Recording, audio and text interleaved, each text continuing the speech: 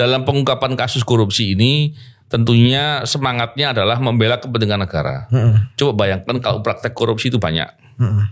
Maka agenda apapun pemerintah pasti nggak berjalan. Kalau praktek korupsinya banyak, pasti akan terhadang, bahkan bisa gagal gitu.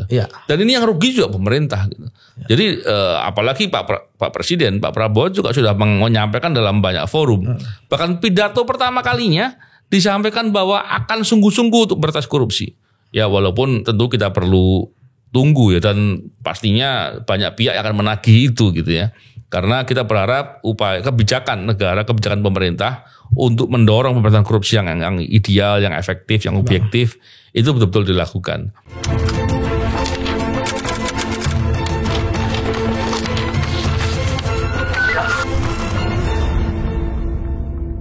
Bismillahirrahmanirrahim. Assalamualaikum warahmatullahi wabarakatuh. Salam integritas. Alhamdulillah kembali berbincang di podcast ini. Kali ini kita membicarakan terkait dengan OTT, operasi tangkap tangan. Ini beberapa waktu yang lalu banyak dibahas, terutama ketika fit and proper test calon pimpinan KPK yang sudah terpilih sekarang ini ya. Dan salah satu yang menarik adalah penyampaian dari Johannes Tanak yang menyampaikan bahwa kalau udah jadi ketua OTT akan dihapuskan, dan banyak dari anggota Komisi 3 yang tepuk tangan. Oh, menarik sekali. Dan untuk itu kita bicara soal OTT dengan Yudi Purnomo Harap. Apa kabar Yud? Alhamdulillah baik Bang, sehat selalu. Yudi setuju OTT apa enggak ini? Setuju istilahnya atau maknanya Bang? Dua-duanya. Dua-duanya. Ya tentu saya sudah menyampaikan ya Bang di berbagai istilahnya forum ya, termasuk di media, bahwa mau tidak suka kan OTT adalah bagian tidak terpisahkan dari upaya penindakan kasus korupsi. Malah paling efektif malah efektif betul Bang. Terlepas dari jumlahnya yang semakin menurun, dulu pernah tinggi ya di tahun 2018-2019, sekarang menurun, tapi setidaknya tidak apa-apa bagi saya. Nah, kembali lagi ke tadi Bang ya, akhirnya memang Pak Tanak yang terpilih gitu kan, menjadi salah satu wakil ketua. Untung aja bukan ketua, ya kan. Kalau Pak Setio, beliau masih tetap ingin OTT tapi selektif. Bagi saya sih ya memang selektif Bang. Kan KPK nggak bisa semua kasus. Betul. Iya kan? Kasus KPK pertama penyelenggara negara. Ya, yang dalam pasal Undang-Undang 28 tahun 99 tentang penyelenggara negara yang bersih dari korupsi, kolusi dan nepotisme, di situ ada kan, mulai dari menteri, ya kan, komisioner, lembaga pejabat strategis, ya kan, strategis, hakim, ya kan, gubernur, kepala daerah, pejabat eselon 1 deputi lah, ya kan, kemudian penegak hukum, ya kan, jadi dan orang lain ada kaitannya dengan penyelenggara dan penegak hukum. Jadi menurut saya memang selektif gitu kan. Jadi kalau saya sih ya OTT tetap ada. Namun ini yang menarik Bang, bahwa sekarang ya karena ada beberapa pernyataan dari wakil ketua KPK lah ya, bahwa ya ini menjadi kegiatan tangkap tangan gitu kan. Begitu saya lihat istilahnya sama aja gitu kan. Karena kan dimulai dari proses, ya memang saya pikir gini, mau apapun namanya itu hanyalah nama Bang. Kenapa? Karena kan kita pun sendiri sebagai mantan penyidik kan, ketika kita membuat resume dalam berkas perkara, baik analisis fakta maupun analisis yuridis, kan kita tidak pernah menyebutkan operasi tangkap tangan. Dalam analisis fakta kita hanya menyebutkan kronologis ya terkait dengan tertangkapnya dia, kemudian bagaimana prosesnya dia. Karena kemudian analisis yuridis kan kita langsung lah memasukkan unsur-unsur pasal dia, unsur setiap orang, ya kan. Kalau dia adalah suap, kemudian menerima, ya kan, terkait dengan kewajiban, bertentangan dengan ini, melakukan tidak melakukan, menggerakkan atau tidak menggerakkan, atau ketika dia adalah gratifikasi, ya kan, kita masukkan unsur setiap orang yang menerima sesuatu diduga suap, pemberian barang, uang dan sebagainya gitu ya. Terkait dengan kemudian kalau dia pemerasan, yang setiap orang disertai dengan ancaman, ya kan, karena dia punya kewenangan jabatan. Jadi nggak ada sebenarnya istilah OTT kan sebenarnya hanya istilah supaya lebih enak aja gitu kan. Kegiatan tangkapan nggak enak, jadi KTT gitu kan. Kegiatan tangkap tangan. Iya, tapi kalau operasi kan sebenarnya aja. Tapi kalau saya lihat kan ya benar bahwa dimulai penyelidikan, ya kan, kemudian ada tangkap tangan dan sebagainya. Walaupun sebenarnya ketika saya ketika misalnya mendengarkan itu sebenarnya bukan mengganti istilah, emang ingin menghapus gitu kan, ya kan, menghilangkan, ngapain cuma mengganti istilah sampai bisa tepuk tangan gitu kan, itu kan yang menghapus. Tapi ya saya pikir enggak lah, karena kan memang cara menghapus OTT cuma ada dua. Pertama memang dihapuskan semua kewenangan KPK terkait dengan OTT, penyadapan, ya kan, kemudian barang bukti elektronik, ya kan, kemudian pasal yang di KUHP mengenai tertangkap tangan, ya kan, hapus aja itu semua. Lupa saya ayat 19 atau berapa gitu, asal satu ayat 19. Kemudian yang kedua, emang KPK punya wewenang tapi tidak melakukan. Nah udah selesai itu kan Bang. Selama itu dilakukan ya masih ada gitu. Jadi kembali lagi kepada OTT, kan kita tahu bahwa kita apresiasi lah udah 2 kali OTT KPK di Bengkulu, ya kan. Kemudian di Pekanbaru ya. Jadi itu kan penting Bang. Kenapa? Karena ketika OTT Bang, orang tidak bisa untuk mengelak. Bang, betul. Sejujurnya kan ada 2 hal ya terkait dengan menangkap koruptor ya. Kita ngomongin penindakan bukan pencegahan ya. Pertama kan terhadap peristiwa yang terjadi, itu akan penyelidikan terbuka. Kemudian ada peristiwa yang tertangkap tangan yang melalui dengan OTT. Kalau kasus suap itu akan sangat sulit dengan tertangkap tangan Bang. Kemudian jujur juga berapa kali kita menangani kasus korupsi, emang ada tersangka yang ngaku, mereka pasti ada alibi. Tapi kalau tertangkap tangan Bang, pemberinya ada, penerimanya ada, uang suapnya ada, barang buktinya ada kan, ada uang atau barang, baik itu udah bentuk mata uang rupiah maupun mata uang asing. Nah kembali lagi kepada permasalahan OTT ini, memang pro dan kontra pasti akan selalu ada Bang. Tapi di mana kemudian KPK mengambil sikap, itu yang sangat penting. Bagi saya kan sekarang ini menarik. Pasal 2 kan selain suap kan ada pasal kerugian keuangan negara lah. Kita tidak menafikan memang ada penggelapan, ada perbuatan curang dan sebagainya. Tapi kan setidaknya ada dua kasus mayoritas ya di dalam kasus korupsi lah, kerugian keuangan negara sama suap menyuap. Kalau misalnya sekarang kita tahu ada beberapa orang yang kita kenal sebagai orang yang aktif anti korupsi dan mempermasalahkan tentang kerugian keuangan negara karena mereka ingin suap. Kalau misalnya ini berhasil, kemudian juga KPK kemudian OTT juga nggak lakukan, terus mau apa yang mau dilakukan Bang? Ya kan? Jadi mereka ingin suap, ya kan? Makanya mereka mau mempermasalahkan kerugian negara. Oke, menanglah mereka. Jadi pasal kerugian keuangan negara akhirnya menjadi limited sekali gitu kan? Betul juga. Ya kan? Karena mereka harus suap dong nikah. Sementara di KPK-nya OTT nggak ada tentang suap gitu kan jarang sekali suap terbuka itu biasanya pasti dari OTT yang kemudian dijadikan terbuka gitu kan Bang. Kemudian akhirnya suap nggak ada, jadi ini enggak. Jadi kita mau jalan kemana kan, itu menarik gitu Bang. Dan ditambah lagi gini kalau suap itu biasanya itu kan 2 pihak nih.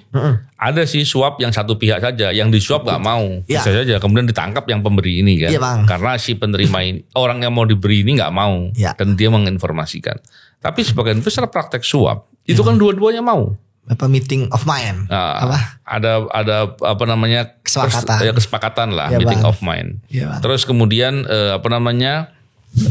mereka bisa saja memilih cara untuk mengelabui orang atau membuat orang nggak ada yang tahu. Bisa saja penyerahannya melalui pihak kedua atau pihak ketiga, sehingga mereka saling bertemu, yang orang ini seolah-olah nggak ngapa-ngapain gitu. Kan ketika bertemu memberikan uang itu kan atau seolah transaksi perusahaan, nggak ada isu gitu. Atau di luar negeri praktek-praktek itu banyak sekali. Jadi kalau kemudian tadi yang Yudi bilang, kerugian keuangan negara kemudian seandainya nih dihilangkan, nggak dijadikan delik dalam perkara korupsi. Yang kedua, OTT nggak dilakukan. Apakah kita mau menunggu bahwa pemberi dan penerima suap ini melaporkan? Itulah. Ini kan nggak logis ya. Karena sangat jarang sekali itu akan terjadi. Jadi memang konsep pemberantasan korupsi mau seperti apa dalam konteks penindakan ini mesti jelas gitu. Betul Bang. Kalaupun seandainya ke depan fokusnya mau kepada terkait dengan suap dan gratifikasi, saya kira bagus, tapi itu kan perlu proses. Nggak bisa tiba-tiba. Kalau dilakukan dengan cara tiba-tiba, itu orang yang sudah terlanjur berbuat korupsi banyak, aman dia. Betul Bang. Siapa yang mau ngungkap lagi karena deliknya dihilangkan. Hal begitu tentu menjadi persoalan. Dan memang menarik sekali gini. Ini ketika saya bicara kembali terkait dengan masalah ini fit and proper test ya. Ketika pemilihan DPR kemarin. Kalau kita lihat ketika Johannes Tanak menyampaikan di fit and proper test bahwa dia akan kalau jadi ketua dia akan menghilangkan menghilangkan tidak OTT. ada dalam KUHAP. Kalau tidak ada dalam KUHAP, nggak dikenal dalam KUHAP. Saya pikir waduh salah baca kali ya. Mungkin terbitan yang mana yang dia baca? Itulah. Saya kira nggak begitu, itu salah lah. Saya bisa menilai terlalu panjang, tapi saya kira itu salah. Dalam konteks ini yang menarik adalah ketika dibilang bahwa OTT mau dihilangkan dan DPR tepuk tangan begitu.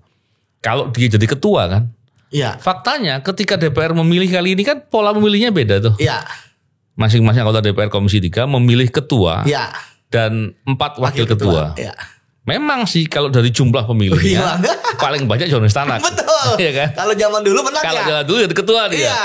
Tapi ketika anggota DPR Komisi 3 memilih ketua, dia nggak milih Johnny Stanak gitu. Jadi walaupun tepuk tangan waktu itu anggota DPR, saya kira dia sedang menyenang-nyenangkan seperti anak kecil yang dikasih tepuk tangan gitu ya. Saya melihatnya seperti itu. Kenapa? Karena ketika tepuk tangan, kan kalau DPR setuju pasti akan ditunjuk dia jadi ketua. Karena yang dijanjikan adalah kalau dia jadi ketua. Artinya kalau dia nggak jadi ketua, janji itu nggak berlaku, begitu kurang lebih kan. Dan ternyata DPR memilih ketuanya ini Pak Setio, gitu. Pak Setio Budianto. Jadi kalau melihat dari perspektif itu, sebetulnya DPR juga nggak setuju dengan pendapatnya sih.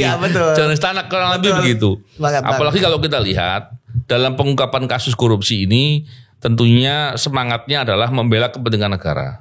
Coba bayangkan kalau praktek korupsi itu banyak. Maka agenda apapun pemerintah pasti nggak berjalan. Kalau praktek korupsinya banyak, pasti akan terhadang, bahkan bisa gagal gitu. Dan ini yang rugi juga pemerintah. Gitu. Jadi apalagi Pak Presiden, Pak Prabowo juga sudah menyampaikan dalam banyak forum. Bahkan pidato pertama kalinya disampaikan bahwa akan sungguh-sungguh untuk berantas korupsi. Ya walaupun tentu kita perlu tunggu ya, dan pastinya banyak pihak yang akan menagih itu gitu ya. Karena kita berharap upaya kebijakan negara, kebijakan pemerintah untuk mendorong pemberantasan korupsi yang ideal, yang efektif, yang objektif itu betul-betul dilakukan. Tapi kalau kita lihat dalam sekarang ini Yud, tentunya pimpinan KPK yang terpilih ini kan tantangannya banyak hari ini. Betul Bang. Tantangan di internal, tantangan eksternal. Belum lagi ketika terkait dengan bagaimana kolaborasi dengan penegak hukum lain dan kementerian lembaga. Yudi melihat peluangnya seperti apa ini ke depan? Kadang-kadang saya heran Bang ya, bahwa ini periode pimpinan ke depan tuh harus mengedepankan pencegahan. Tapi yang dipilih orang sangar-sangar Bang, latar belakangnya. Iya kan? Penindakan semua itu ya. Semua Bang. Iya kan polisi. Ya kan, 2 jaksa, ya kan, 1 kan mantan, yang udah pensiun, tapi kan Pak Fitro masih. Kemudian ex wakil ketua BPK dan hakim. Ini komponennya ngeri nih kalau penindakan Bang. Ngeri loh. Ini udah perfect loh Bang. Polisi penyidik. Jaksa, dia bukan penyidik, dia juga penuntut. Misalnya kita bicara konstruktif berpikir Bang ya. Betul. Ya kan? Kemudian hakim yang memvonis. Ya kan? Artinya dia akan membaca lebih jelas gitu kan. Jangan sebagai akuan ya. Mantan BPK sebagai auditor, dia kan mau audit, ya kan? Betul juga Bang, ya kan? Jadi 4 latar belakang ini, penindakan semua itu. Penindakan semua, harus ya penindakan ngegas. Betul. Itulah harapan saya. Jadi bisa jadi ya kadang-kadang kita melihat bahwa ketika DPR memilih A dengan harapan gini, berubah harapannya. Ya saya pikir gitu. Tapi saya pikir sekali lagi bahwa ya kan pasti ditagih lah Bang janji mereka. Kalau saya lihat sih memang janji yang lain tuh agak aman ya Bang ya. Karena mereka gak terlalu, yang membahasnya mah Pak Tanak aja. Ya semoga beliau gak dikejar-kejar ya, walaupun wakil ketua kan. Tapi janjinya gak akan depan kalau ketua kan. Iya Bang ya gitu. Tapi kan tetap dikejar menurut saya Bang. Gimana cara menghilangkannya kan? Nah, nanti dia bilang, loh itu janji saya kalau ketua, kamu gak pilih dia jadi ketua gitu kan. Gawat juga gawat juga itu makanya kita gak bisa nyambung gitu kan. Kalau misalnya ngeles-ngeles itu kan kita gak ini Bang. Nah tapi ya kembali lagi Bang bahwa ya harusnya kan aroma KPK ke depan ya saya nggak paham lah mereka di belakangnya gimana ya. Tapi kan kalau kita bicara yang fakta Bang, aromanya ada aroma penindakan harusnya Bang.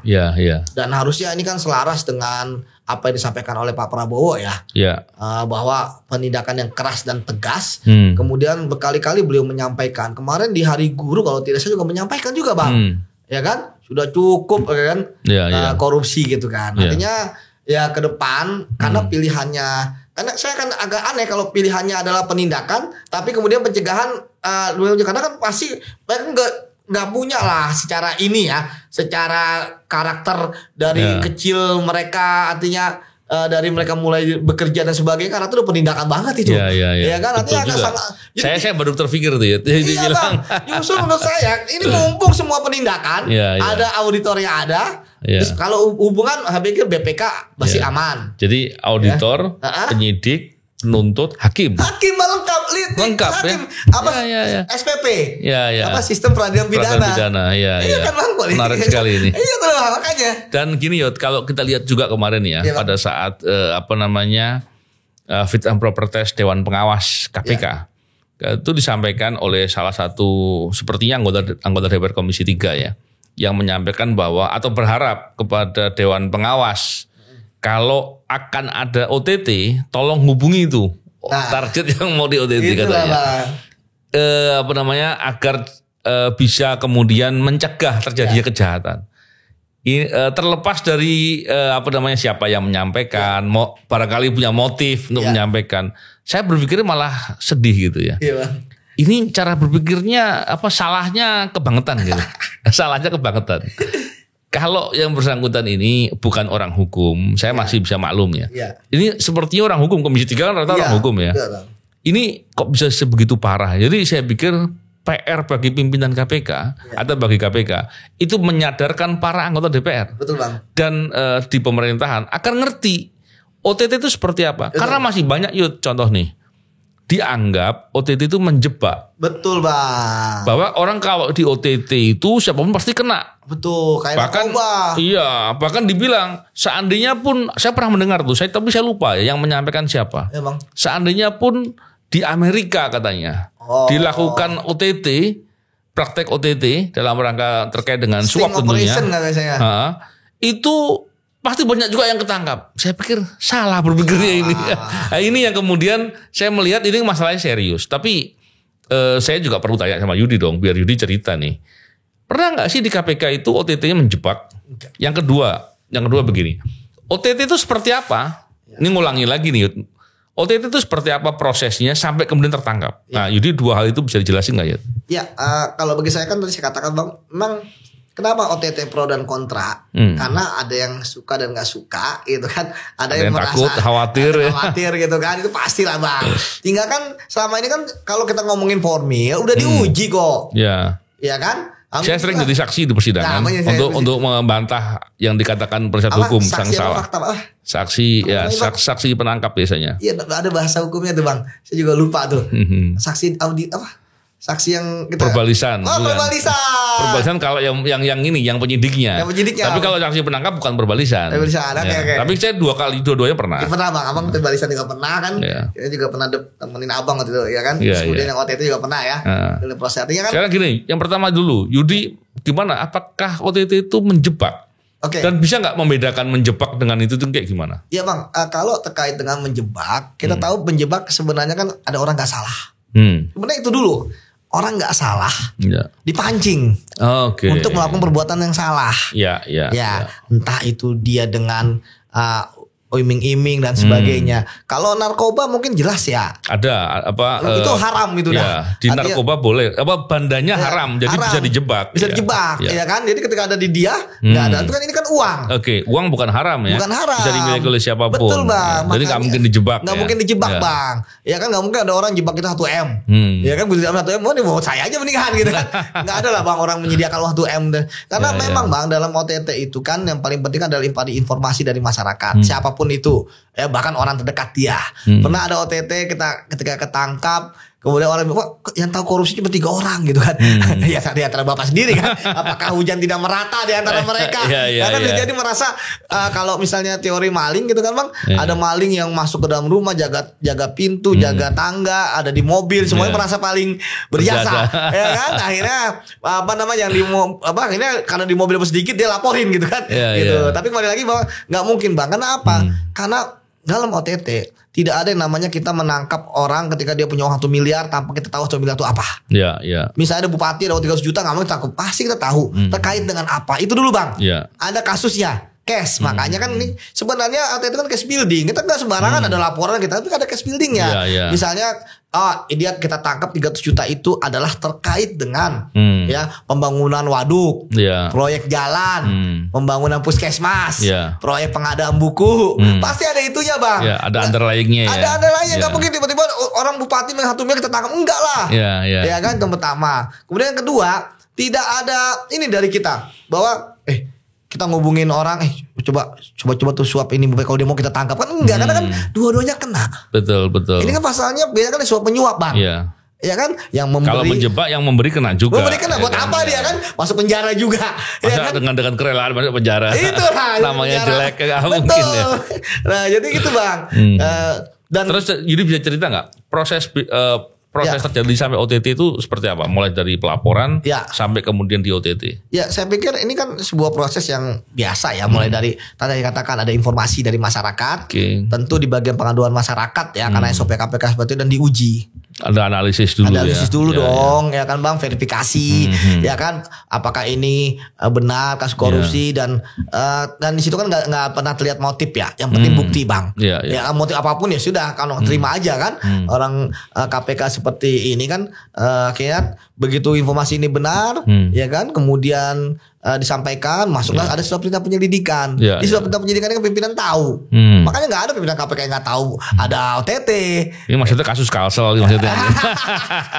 Jadi semua tuh tahu lah gitu kan, sebenarnya nggak mungkin liar kan itu kan. Nah kemudian ya tadi dilakukan pemantauan, ya kan, ada penyadapan. Jadi buktinya lengkap. Tadi saya katakan bang bahwa KPK tidak terlibat kalau dalam penjebakan, KPK terlibat di situ. Entah dia menyediakan uang, menyediakan tempat, mengumpankan orang. Kan itu penjebakan bang. Ya kan, ngumpanin orang, mancing-mancing. Terima nih 2 miliar, dapat 2 juta. Ya begitu, kok kena lo. Kan unsurnya nggak begitu. Dan penjebakan itu bahaya karena nanti bisa dipakai untuk kepentingan politik. Betul, atau mentarget orang tertentu. Itu bahaya. Betul bang. Tapi dalam pikiran saya paling liar bang. Ya ketika nanti bikin resume unsurnya bingung kan? Iya kan, dia berbuat apa terkait dengan, ya kan? Berarti yang menjebak itu tentunya masuk dalam unsur perbuatan turut serta, menyuruh lakukan. Sama tadi bang saya katakan terkait dengan apanya tuh? Kan harus ada. Kalau misalnya dia kita tangkap di 5M, tapi kita nggak tahu perbuatannya apa, kan bingung juga. Kemudian atau misalnya tadi kita pancing gitu, nih 3 juta nih yang kecil lah, nih 3 juta ya kan, diambil 3 juta apa? Ya kan nggak ada. Miliaran paling nggak kalau sekarang ya. Miliaran siapa bang yang mau jebak nyediain miliaran bang? Uang dari mana? Uangnya dirampas untuk negara pula dalam putusannya kan. Jadi balik lagi pada uang penegak hukum dari mana buat dijebak? Ya kan, artinya bang OTT itu tadi tidak ada keterlibatan dari penegak hukum di situ. Nggak ada orang-orang KPK yang terlibat, baik itu menyediakan uang, ya kan, kemudian ikut terlibat istilahnya sebagai orang yang mengumpan, memberikan uang, ya kan. Artinya memang nggak ada di situ sampai kemudian akhirnya tertangkap, dan ketika tertangkap kan semua dia bawa. Ya kan. Kalau misalnya yang ketangkep itu adalah agen, ya kalau bicara penjebakan kita bicara ada agen yang menyamar gitu kan. Ya kan, masa dia nanti nggak dimasukin ke, dia kan nggak kena juga gitu kan, dia harusnya kan jadi saksi. Ya apapun pasalnya, memeras, menerima suap, memberi suap ataupun gratifikasi. Ya pasti nggak. Jadi dalam pikiran saya nggak mungkin ada penjebakan. Ini kan, tapi kan gini bang, sebenarnya isu-isu penjebakan ini kan ya tadi karena orang nggak suka adanya OTT, adanya kekhawatiran dicoba itu ada penjebakan. Bikin framing ya. Bahkan ya juga bang, tolong ditelepon dulu ya. Ini kan kalau pencegahan kan sudah dilakukan. Kayak tadi kan saya baca kan Mendagri kan ngomong bahwa sebenarnya setiap hari setiap saat Mendagri selalu mengingatkan supaya tidak korup gitu kan. Seperti itu. Tapi saya pikir memang bagi seorang koruptor bang, diingatkan itu mengingatkan itu kan bagi mereka tuh dianggap angin lalu. Karena selama kita menangkap pejabat yang korup ini bang, pejabat yang baik pasti ada. Pejabat korup itu pikirannya adalah selama masih menjabat. Ya, selama dia masih berkuasa, selama masih punya kewenangan, ya, karena kalau nggak ada kewenangan ngapain ngasih gitu kan? Selama disitulah mereka akan selalu korup. Tadi benar, saya tertarik dengan statement abang ya. Jawabannya ini adalah bahwa orang menyuap itu bang, itu mereka udah memikirkan Bang. Nggak mungkin mereka asal menyuap. Pertama mereka akan berpikir untung rugi. Misalnya mereka proyek 10M. Bukan nyumbang ini ya. Bukan nyumbang, jadi ikhlas gitu kan. Ya kan? Mereka akan atau hibah gitu kan. Mereka udah berhitung kalau saya ngeluarin 5M, saya masih untung 20M. Mereka kayak begitu. Saya berani mengeluarkan gini karena akan mendapatkan ini. Jadi istilahnya ada tadi Bang, meeting of pain-nya itu pasti ada Bang. Jadi ada keuntungan di antara mereka. Misalnya ada OTT waktu itu pembangunan ya, itu amdalnya nggak ada, ya kan keuntungan. Perusahaannya diuntungkan kalau andal dia ngurusnya bisa berapa M, ya kan, dengan kasih 2M doang, ya kan. Termasuk kalau misalnya menyuap penegak hukum, hukuman bisa diringankan, ya kan. Atau yang lagi rame ini justru banyak yang mengatakan kalau viral jangan-jangan orang-orang nggak mau terima. Enggak, justru ketika viral, ya kan, bukannya mereka justru menjadikan ini lebih bancakan lagi karena ketika viral, ya kan, ini justru lebih mahal harganya kan gitu Bang. Iya. Dan memang begini yo, tadi yang contohnya yang Judi sampaikan tadi, saya mungkin ini ya kelewat baca yang di media. Yang Wamendagri bilang katanya sering mengingatkan. Bang. Mestinya di Kemendagri ya, dalam pandangan saya ini, itu pola-pola kepala daerah yang diduga korup atau berbuat koruptif itu kan mudah terbaca. Bang. Dan seandainya pun dibuka suatu ruang untuk pengaduan whistleblowing system gitu, itu pasti akan orang banyak mau melapor ya. Cuman persoalannya saya nggak tahu apakah itu ada atau tidak. Kalau ada kan mestinya upaya-upaya pencegahan juga dilakukan di kementerian ya, termasuk di pemerintah daerah juga. Mestinya mereka juga melakukan itu untuk level-level di bawah kepala daerah ya. Kalau kepala daerah mestinya di kementerian. Dan tentunya begini Yud, yang menarik lagi itu, kalau kita bicara terkait dengan suap, seringkali orang bilang begini, KPK itu gimana sih? Kan KPK punya penindakan, punya pencegahan katanya. Jadi sebelum ditangkap, dicegah dulu lah. Gitu. Saya pikir waduh, ini nggak paham. Itulah Bang. Padahal tidak mungkin ya orang menyuap itu gambling, artinya coba-coba. Tidak mungkin. Dia pasti sudah yakin bahwa orang ini bakal mau menerima. Betul. Nah, biasanya didahului dengan menjajakan atau melihat dari orang-orang yang sudah. Betul. Oh, ini biasa. Enggak ada, betul Bang. Tadi saya enggak ada. Ini jangan ambil juga enggak begitu. Enggak mungkin. Begitu diambil udah bahkan dia nyuruh orang. Iya. Betul. Iya kan seperti itu kan. Jadi melihat polanya seperti itu, penjajakan, dengan penjajakan itu mestinya perbuatan memberi janji itu sudah ada. Udah ada forthright. Baik langsung maupun melalui orang lain. Betul. Di sananya oke. Dengan ditawarin janji oke. Maka direalisasikanlah dalam bentuk pemberian. Itulah saatnya biasanya di OTT kan begitu ya. Padahal kalau kita melihat dari rumusan deliknya, memberi janji pun udah full toit yang Yudi katakan tadi. Di sana pejabatnya ketika setuju menerima itu full toit juga gitu. Cuman problemnya adalah ini pengalaman kita lah ya. Ketika baru memberi janji atau menerima janji, itu seringkali mereka kemudian bikin karangan cerita gitu untuk mengubah underlying transaction. Dia bikin seolah-olah itu kita bercanda aja kok. Oh itu kita komitmen soal pinjam meminjam. Oh kita urusan soal perusahaan apa. Dia ngomongnya kan begitu. Tapi ketika fakta perbuatan itu terjadi dan kemudian ditelusuri akan kemudian ketahuan uang ini ngambil dari mana dan segala macam, akan membuat gambaran itu semakin lebih jelas. Betul Bang. Jadi OTT itu dilakukan saat pemberian uang itu karena emang buktinya lengkap di situ. Kalau baru memberi janji itu memang biasanya buktinya belum lengkap. Yang kedua begini, kalau sudah ada perbuatan memberi janji dan di sana sudah ada perbuatan setuju menerima di pihak pejabatnya, itu kan perbuatan udah full toit. Bagaimana mau dicegah? Ini perbuatan udah selesai. Kalau mencegah itu namanya bukan mencegah, itu membocorkan gitu. Betul Pak. Itu menghalang-halangi proses penyidikan atau penyelidikan. Dan ada keuntungan. Itu rentan menjadi ditransaksikan. Jadi yang begitu-begitu tolong dipahamilah.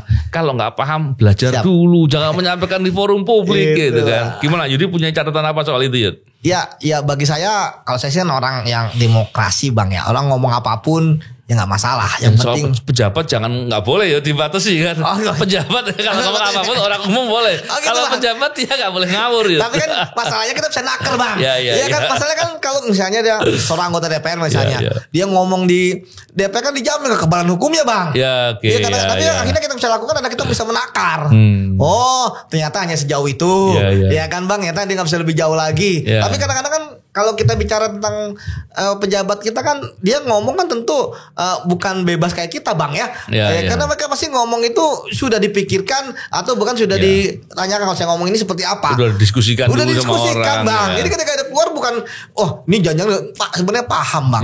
Ini kan sebenarnya ilmu paling dasar ya kayak dengan itu. Jadi tapi sekali lagi bahwa ya apapun yang disampaikan sebenarnya bagi saya seharusnya ya penegak hukum tetap tegak lurus kalau bahasa zaman sekarang gitu kan, bahwa yang OTT aja gitu kan. Kalau misalnya ada yang nggak suka dengan OTT atau dengan apapun, uji aja di pengadilan gitu kan, walaupun ketika diuji KPK sekarang jadi kalah juga gitu kan. Padahal ya emang lagi musim karena emang beda-beda. Kadang-kadang saya heran juga KPK udah bertahun-tahun yang lalu tapi kemudian kalahnya pun juga ya misalnya penyidikan belum ada nama tersangka, kemudian atau kemarin itu bukan OTT gitu kan dan sebagainya, harus dipanggil dulu. Aduh, tapi sudahlah bang, itu kan di luar rentang kendali lah ya.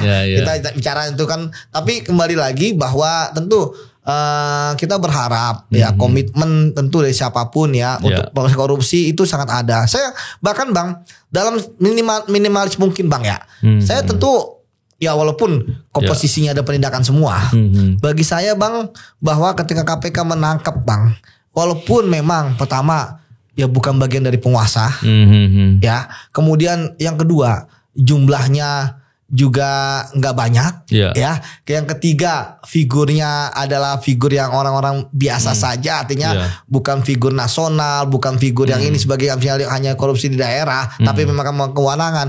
Setidaknya itu tetap dilakukan lah bang. Kalau nggak dia akan manjelela korupsi bang. Ya memang kita tidak bisa memungkiri ada politik hukum bang. Politik hukum memilih 5 pimpinan KPK, politik hukum membatasi undang-undang KPK. Tapi dengan yang selemah-lemahnya gitu, yang penting korupsi ditangkap lah. Dengan tadi batasan. Saya sangat setuju dengan abang gitu kan. Jangan menarget.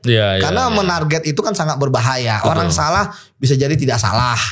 Ya kan, orang yang tidak salah bisa jadi salah. Hukum kayak pisau gitu kan. Jadi kembali lagi menurut saya yang penting kayak sekarang kan misalnya OTT Pekanbaru, OTT Bengkulu ya mungkin ya walaupun orang banyak menganggap bahwa itu kan kecil, tapi menurut saya itu tetap ada. Karena bang ya banyak orang udah ada yang bubarin KPK aja atau leburkan saja. Tapi bagi saya ya itu ada dulu lah. Yang penting korupsi, karena misalnya dengan adanya penangkapan di suatu tempat atau suatu daerah, ya kan setidaknya ada kita berharap ada efek jerah. Kita berharap ya yang penting korupsinya, dan itu benar itu korupsi gitu ya. Korupsi ada yang ditangkepin lah. Daripada kecil enggak, gede enggak, daripada ternyata semua punya kepentingan. Enggak apa-apain bang, karena semua punya. Jangan-jangan kepala desa pun ada kepentingan. Ya kan, wah kepala desa ini bertangkap, oh jangan dia begini, dia orangnya ini, mati kita. Ya kan kalau begitu bang, atau ya kan, jadi itu yang menarik gitu bang.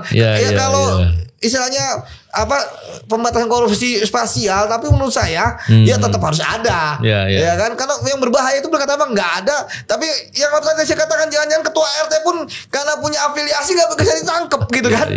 Jadi ini menarik gitu kan.